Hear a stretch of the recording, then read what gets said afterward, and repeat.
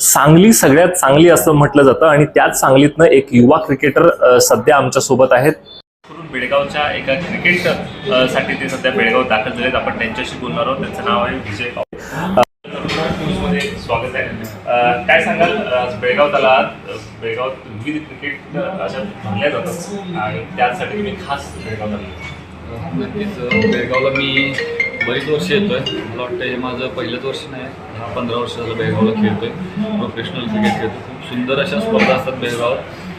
2010-11 पासून मी बेळगावात येतो खेळायला येतो. बेळगावसुद्धा आपण कर्नाटकची क्रिकेटची पंढरी म्हटलं तरी काही कमी पडणार नाही.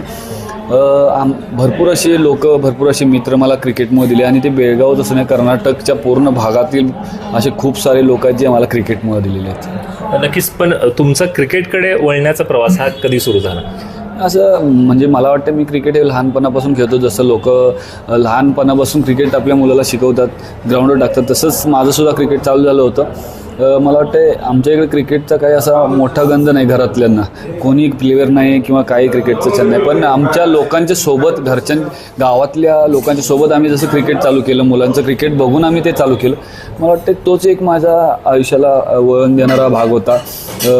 ती वेळ होती की ज्यावेळेस मी माझ्या गावातल्या लोकांसोबत क्रिकेट चालू केलं खेळायला आणि मला वाटत नव्हतं माझी क्षमता असेल की आपण कुठेतरी जाऊन पुढे राज्यस्तरावर खेळ, इंटरनॅशनल लेवलला खेळ.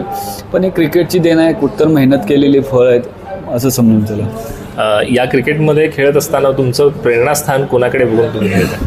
नक्कीच प्रेरणास्थान असं नाही, क्रिकेट हेच माझं प्रेरणास्थान आहे. माझे आईवडील माझे प्रेरणास्थान आहे, माझी गावातील लोक माझी प्रेरणास्थान आहे. कारण त्यांनी माझ्यावर ठेवलेला विश्वास असेल, त्यांनी मला दिलेला पाठिंबा असेल, त्यांचं दिलेले काही मार्गदर्शनाचे महत्त्वाचे मुद्दे असतील, बोल असतील त्यांचे, ते घेऊन मी पुढे चालत आलो आहे. म्हणजे आतापर्यंत तुम्ही इतकं क्रिकेट खेळलाय, असा कोणता सामना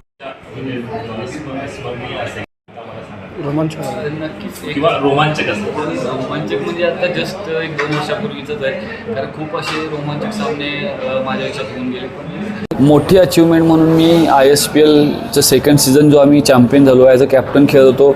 पण तिथून आम्ही एक चांगली बॅटिंग करून मॅच मी जिंकून दिली. आणि ISPL म्हणजे टेनिस क्रिकेटचा IPLच थोडक्यात आहे. आणि त्यामुळे ते मला वाटतं मी माझ्या आयुष्यात चांगली चांगलं क्रिकेट खेळलो त्याच्यासुद्धा, त्याच्यानंतर सुद्धा खेळतो. पण तो एक क्षण असा माझ्या आयुष्यातला न विसरणार. अजून असं मला जे आज ऑलराऊंडर ओळखायला लागले तो एक क्षण, जर महाराष्ट्रामध्ये एक पाली गाव आहे, त्या गावात 5 बॉल 6 मारून मॅच जिंकून गेली. असे बरेचसे किस्से आहेत. पण जो खरा म्हणजे माझी एक अचिव्हमेंट आहे, ॲज अ कॅप्टन मी खेळलो, मॅच जिंकून दिली, ISPLची ट्रॉफी जिंकली. तुम्ही ह्याच मॅचचा असे मोठे सामने असताना जेव्हा सुरू होत आहेत त्याच्या अगोदर तयारी कशी असते? तयारी नॉर्मलच असते, कारण आम्ही रोजच वेगवेगळ्या भागात क्रिकेट खेळत असतो. आमचं क्रिकेटच प्रोफेशनल आहे, तर तयारी अशी स्पेशल काय नाही.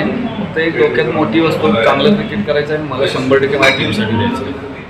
बरोबर. तुमच्यासोबत अजून काही काय सल्ला सगळं असं नाही, पण एक अनुभवाची बोल बोलीस. मी माझं क्रिकेट 17 ते 18 वर्षाचं क्रिकेट खेळलो आहे आणि त्या क्रिकेटच्या खेळत असताना एक संयम बाळगायला पाहिजे, प्रामाणिकपणा ठेवायला पाहिजे आणि मेहनत करायला पाहिजे. तुम्ही ह्या 3 गोष्टी सोबत बाळगल्यानंतर मला वाटतं चांगलं क्रिकेट, चांगलं करिअर घडायला म्हणजे कुठं तुम्हाला मागे पडणार नाही. कारण तुम्ही संयम ठेवला तर 100% तुम्हाला पुढे जायला कोणताही माणूस अडवणार नाही, कोणती व्यक्ती अडवणार नाही. प्रामाणिकपणा ठेवा, कुठलाही धोका मिळणार नाही आणि कष्ट केला तर तुमच्या सगळ्या अचिव्हमेंट पूर्ण होतात. पुढच्या 5 वर्षात काय टार्गेट आहे, काय ध्येय आहे? टार्गेट ध्येय तर मी काहीच नाही बघत, कालच्या गेलेल्या गोष्टीचा विचार नाही करत, उद्या येणार उद्याचा विचार नाही करत, आज प्रेझेंटमध्ये जगतो मी. जे काय आहे समोर त्याला फेस करायचं आणि पुढे चालायचं. नॅशनल इंटरनॅशनलला खेळायची काय तुमची नाही, असं काय नाही. मी तेच सांगतो तुम्हाला, जे काय पुढे काय होणार आहे किंवा मागे केलं, मला त्याच्याशी मी जास्त विचार करत नाही. मी आज प्रेझेंटमध्ये जगायचा प्रयत्न करतो, कारण अचिव्हमेंट करायला तर भरपूर काय आहेत, होतील नाही होतील माहिती नाही. पण आज जे समोर आहे ते म्हणतात जे वाढले ते खायचं, पळतं ते मागं नाही लागायचं. म्हणून मी जे आहे समोर ते प्रयत्न करतो आणि तो प्रामाणिक असतो. तुमच्या चाहत्यांना काय संदेश आहे?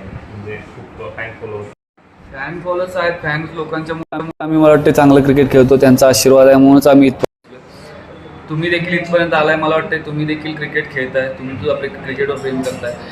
त्याचप्रमाणे भरपूर असे आमच्या मला वाटतं पूर्ण देशातल्या प्रत्येक भागातले असणार लोक आमच्यावर प्रेम करणार आहेत.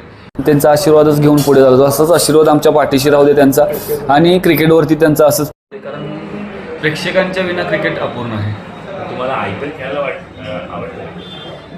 आवडतं असं नाही, IPL खेळ सगळ्यांचीच आहे. IPL म्हणजे काय असं नाही की आपण गेलो आणि मिळालं. खूप मोठी मेहनत मागं, आणि त्याच्यासाठी सॅक्रिफाईस करणं गरजेचं असते. खूप काही गोष्टी सॅक्रिफाईस करायला पाहिजे, आणि बघू, प्रयत्न शक्य झालं तर खेळू. दादांसारखे जे युवा क्रिकेटर सगळ्यांना प्रोत्साहन देतात, काय सांगाल? नक्कीच मी मागाशी सुद्धा माझ्या बोलण्यामध्ये तेच उच्चारलं की शिवराज दादा असतील किंवा या भागातील बरेच असे कर्नाटकमधले बरेच असे लोक आहेत जे आम्हाला क्रिकेटमुळे मिळाले. आणि असं नाही ना आता त्यांचं आमचं की बाई फक्त क्रिकेट झालं आणि संपलं. म्हणजे आयुष्यातला भरपूर असा वेळ त्यांनी आमच्यासाठी खर्च केला आहे, भरपूर असे आमचे प्रश्न त्यांनी सॉल्व्ह केले. आम्ही आमचा आणि त्यांचा काहीच असा संबंध नसताना सुद्धा कुठलाही फोन गेला तर नक्कीच ते सॉल्व्ह करतात.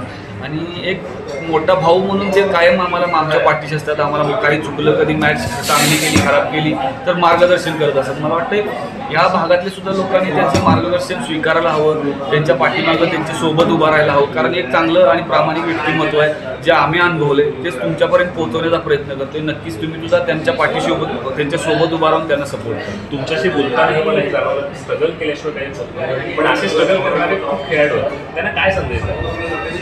असा संदेश काही देऊ शकत नाही मी. मला वाटतं मी स्ट्रगल, मेहनत करा फक्त. मेहनत केल्यानंतर फळ 100% मिळतं, पण ती मेहनत ही प्रामाणिक असणं गरजेचं आहे, योग्य दिशेनं असणं गरजेचं आहे. एवढंच करा की फक्त ती मेहनत तुम्ही कोणत्या कारणासाठी करताय, कशासाठी करताय, तुमचा मोटिव्ह काय, आणि ते कोणत्या दिशेनं आपण चाललंय. मेहनत तर भरपूर लोक करतात. काही लोक सक्सेस होतात, काही अनसक्सेस होतात, पण सक्सेस झाल्यानंतरच मेहनत फळाला आली असं नाही. त्यातून काही सक्सेस झाल्यानंतर सुद्धा आपण त्यातनं काहीतरी शिकतो, आणि ते थँक्यू. तर हे होते युवा cricketer Vijay Pawre. Camera person Nilesh More sir, Vijay Nimbalkar, news Belgaum.